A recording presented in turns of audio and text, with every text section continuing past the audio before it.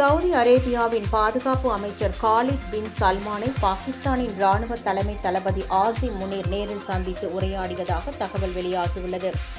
America மற்றும் Israel இணைந்து மேற்கொண்ட தாக்குதல்களை தொடர்ந்து சவுதி அரேபியா உள்ளிட்ட மத்திய கிழக்கு நாடுகளில் உள்ள அமெரிக்க ராணுவ தளங்கள் மீது ஈரானின் படைகள் தாக்குதல் நடத்தி வருகின்றன. இந்நிலையில் ஈரானின் தாக்குதல்கள் குறித்து சவுதி அரேபியா தலைநகர் ரியாத்தில் அந்நாட்டின் பாதுகாப்பு அமைச்சர் காலித் பின் சல்மான் மற்றும் பாகிஸ்தானின் ராணுவ தலைமை தளபதி ஆசிம் முனீர் ஆகியோர் இன்று நேரில் சந்தித்து உரையாடினர். இந்த சந்திப்பின் போது இரு நாடுகளுக்கும் இடையிலான பாதுகாப்பு ஒப்பந்தத்தின் அடிப்படையில் சவுதி அரேபியா மீதான தாக்குதலை தடுக்கும் நடவடிக்கைகள் குறித்து ஆலோசனை மேற்கொள்ளப்பட்டதாக அந்நாட்டு அரசின் ஊடகங்களில் செய்திகள் வெளியாகின. இருப்பினும் இது பற்றி பாகிஸ்தான் அரசு தரப்பிலிருந்து எந்தவொரு தகவலும் இதுவரை வெளியாகவில்லை.